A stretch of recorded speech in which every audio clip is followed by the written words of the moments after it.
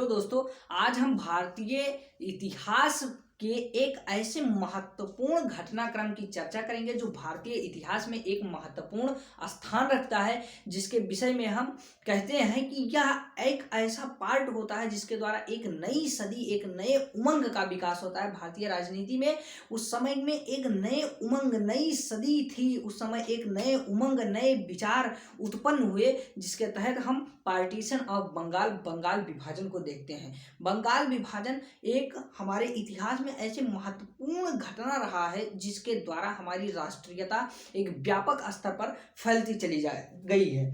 आज तो इसका क्या आखिर रीजन था जो ये बंगाल विभाजन था, ये पार्टीशन ऑफ बंगाल का विभाजन करने के पीछे जो अंग्रेज थे उनके क्या उद्देश्य थे, आखिर किस कारण बंगाल का विभाजन किया गया, इसको जानना हमारे लिए आवश्यक है कि ऐसे क्या कारण थे जिसके द्वारा हम बंगाल का विभाजन किए। तो बंगाल के विभाजन के कारणों की चर्चा करें तो यह अंग्रेजों के द्वारा कहा गया कि यह प्रशासनिक कारणों के लिए किया जा रहा है, क्योंकि जो बंगाल था वो पहले सिर्फ बंगाल नहीं था, बल्कि उसमें बंगाल, बिहार, उड़ीसा आदि क्षेत्र शामिल थे। जो एक व्यापक क्षेत्र था उसे हम पूरा मिला के और बंगाल कहा करते थे। बंगाल जो था, बंगाल का इलाका, ये पहले बहुत समृद्ध इलाका था, इसमें बड़ी अच्छी समृद्धि थी पहले। तो यह उनके द्वारा कहा गया कि इसे हम प्रशासनिक कारणों के माध्यम से, या प्रशासनिक ऐसे राजनीतिक कारण भी इसके पीछे थे जिनके माध्यमों से हम बंगाल का विभाजन कर रहे हैं। लेकिन भारतीयों के द्वारा इसका जो मूल उद्देश्य समझा गया वो हमारी राष्ट्रीयता को कुचलने का प्रयास किया जा रहा था। वहीं हमारे जो राष्ट्रीय आंदोलन के जो भारतीय लोग थे, जो भारतीय नेता थे, उनका यह मानना था कि यह हमारे सिर्फ राष्ट्रीयता को कुचलने का एक प्रयास किया जा रहा है, क्योंकि इसमें ना तो आर्थिक विभाजन था, बल्कि आर्थिक विभाजन के साथ साथ भाषाई विभाजन था, धार्मिक विभाजन था। इसको दो पार्टों में विभाजित किया गया, जिसमें वेस्ट बंगाल और ईस्ट बंगाल के रूप में देखते हैं। ईस्ट बंगाल और वेस्ट बंगाल में अगर हम देखें तो आर्थिक विभाजन था, भाषाई विभाजन भी था और धार्मिक विभाजन था, जिसके माध्यम से यह हमारी राष्ट्रीयता को पूर्ण रूप से समाप्त करना चाहते थे। क्योंकि आपको भी पता है जो हमारी राष्ट्रीयता का मुख्य केंद्र था, जो मेन पॉइंट था हमारी राष्ट्रीयता का, वो पूरे भारत में अगर कोई था तो वो बंगाल था। तो हम इसी के उद्देश्य में देखें कि ये जो भारतीयों का मानना था कि इसके पीछे इनका मूल उद्देश्य जो है वो हमारी राष्ट्रीयता को समाप्त करना है। तो यह इनके कारण थे कि जिसके द्वारा ये निर्मित किया गया कि बंगाल का विभाजन करना अति आवश्यक है, क्योंकि उस समय जो उग्रवादी पंथी विचारधारा थी वो बहुत व्यापक स्तर पर फैल चुकी थी, वह उदारवादी विचारधारा पर हावी हो चुकी थी उस समय उग्रवादी विचारधारा। तो वहीं हम आगे देखते हैं कि 3 दिसंबर 1903 ईस्वी को इसका जो है एक योजना बनाया जाता है कि बंगाल को विभाजित किया जाएगा। अगर हम आगे देखें तो इसको फिर एक बार दोहराते हैं कि 3 दिसंबर 1903 ईस्वी को बंगाल को विभाजित करने की योजना बनाई जाती है। और 19 जुलाई 1905 ईस्वी को करजन के शासनकाल में बंगाल विभाजन की औपचारिक घोषणा की जाती है। इसका मतलब अब बंगाल का विभाजन होगा।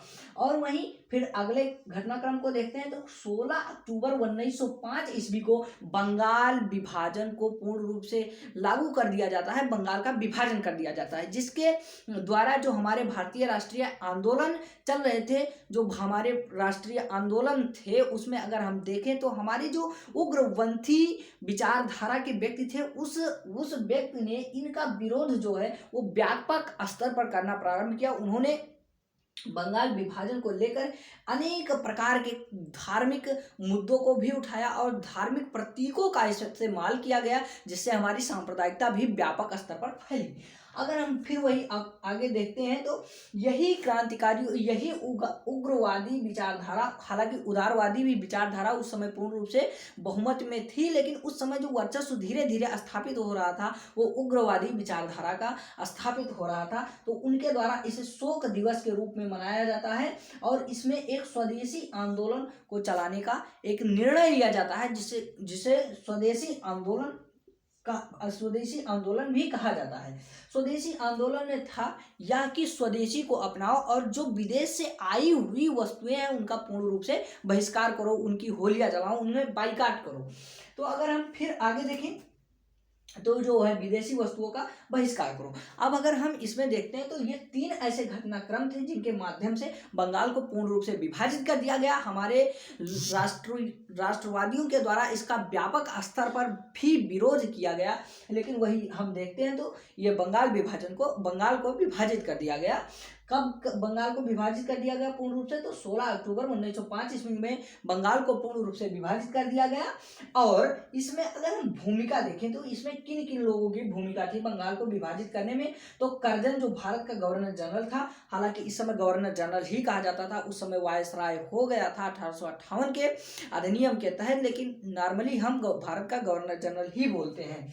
और उसमें जो बंगाल का गवर्नर था वो फ्रेजर था। फ्रेजर का इसमें महत्वपूर्ण भूमिका थी क्योंकि यह बंगाल का गवर्नर था और इसे बंगाल की राष्ट्रीयता एक व्यापक रूप में दिखाई दे रही थी, जिसको कुचलने का एक बेहतर प्रयास किया गया था कि हम किसी भी क्षेत्र को भाषाई आधार पर, धार्मिक आधार पर, भौगोलिक क्षेत्र के आधार पर उसे हम अन्य प्रकार से विभाजित कर दें जिसके द्वारा इनकी राष्ट्रीयता को आसानी से कुचला जा सके। तो अगर हम इसके बाद देखते हैं फिर रिस्ले जो था वो भारत सचिव था। भारत सचिव कहाँ रहता था? तो वो लंदन में रहता था और वो ब्रिटिश पार्लियामेंट का एक मंत्री होता था जो भारत सचिव होता था। यह भारत सचिव ब्रिटिश पार्लियामेंट का एक मंत्री होता था। तो अतः हम देखते हैं कि इन 3 लोगों के द्वारा बंगाल विभाजन को पूर्ण रूप से 16 अक्टूबर 1905 ईस्वी को लागू किया गया। अब हम देखते हैं कि इसमें जो हमारे राष्ट्रवादी थे, चाहे वो उग्रवादी विचारपंथी के हों या उदारवादी विचारपंथी के हों, अगर हम इन दोनों को देखें तो इनके द्वारा इस पर क्या रिएक्शन लिया जाता है? तो इनके द्वारा इस पर व्यापक विरोध में प्रदर्शित किया जाता है, क्योंकि वही अगर हम देखते हैं तो 1905 का बनारस अधिवेशन जिसकी अध्यक्षता गोपाल कृष्ण गोखले के द्वारा की गई, उसमें सरकार के खिलाफ स्वदेशी आंदोलन चलाने की एक औपचारिक घोषणा की गई। उसमें यह कहा गया कि सरकार के खिलाफ हम एक स्वदेशी आंदोलन को चलाएंगे। वहीं अगर हम देखते हैं तो चलते चलते यह स्वराज, बहिष्कार और स्वदेशी एवं राष्ट्रीय शिक्षा, ये उग्रवादी पंथी विचारधारा के लोगों के द्वारा, राष्ट्रवादियों के द्वारा इस बात को 1905 में ही रखा जाता है, लेकिन ये चारों चीजें 1905 में पास ना होकर बल्कि 1906 के कलकत्ता अधिवेशन में जिसकी अध्यक्षता दादा भाई नौरोजी करते हैं, उनके द्वारा ये चारों चीजों को पास कर दिया जाता है। ये कांग्रेस के मंच से पास किया जाता है। कांग्रेस के मंच से, ये हमें ध्यान रखना बहुत आवश्यक है कि इसे हम कांग्रेस के मंच के द्वारा मतलब पासित एक या मंच के द्वारा इसे पास कर दिया जाता है। तो जिसमें क्या था? तो स्वराज, बहिष्कार, मतलब स्वराज हमें चाहिए और बहिष्कार, इनके पूर्ण वस्तुओं का हमें बहिष्कार करना है। स्वदेशी, इनकी मतलब हमें स्वदेशी अपनाना है और पूर्ण रूप से इनके जो सामान थे, पहनावा ओढ़ावा से लेकर हर एक चीज़ों का बाइकाट करना है। और वही देखें, और एक राष्ट्रीय शिक्षा, हमें विदेशी शिक्षा को छोड़कर राष्ट्रीय शिक्षा को अपनाना है, क्योंकि जो कर्जन था वो एक प्रतिक्रियावादी शासक था जो 1902 ईस्वी में रेले कमीशन लेके आया था, जिससे भी हमारे भारतीय राष्ट्रीय आंदोलन या जो हमारे राष्ट्रवादी थे उनका भी इस पर व्यापक स्तर पर विरोध किया गया था। तो अगर हम ये देखें तो वहीं ये जो स्वदेशी आंदोलन था तो यह कलकत्ता के टाउन हाउस से 7 अगस्त 1905 ईस्वी को यहाँ से ही स्वदेशी आंदोलन चलाया गया था। आगे चल के हम 1907 में, इसके बाद सूरत अधिवेशन में हम इसके मतलब विभाजन को भी देखते हैं। कांग्रेस में भी ऐसे 2 गुट हो जाते हैं जिनके आपस में सहमति ना होने के कारण उग्रवादी विचारपंथी और उदारवादी विचारपंथी के में एक मतभेद उत्पन्न हो जाता है, जिसके कारण कांग्रेस का विभाजन हो जाता है। अतः हमने देखा कि बंगाल का विभाजन या पार्टीशन ऑफ बंगाल किन रूपों में हुआ और इसके पीछे क्या कारण थे। अतः आपको वीडियो अच्छी लगी हो तो आप इसे लाइक, सब्सक्राइब और शेयर करें, और ऐसे ही वीडियो हम बनाने का प्रयास करेंगे अगर आप लोगों का सहयोग मिला। धन्यवाद।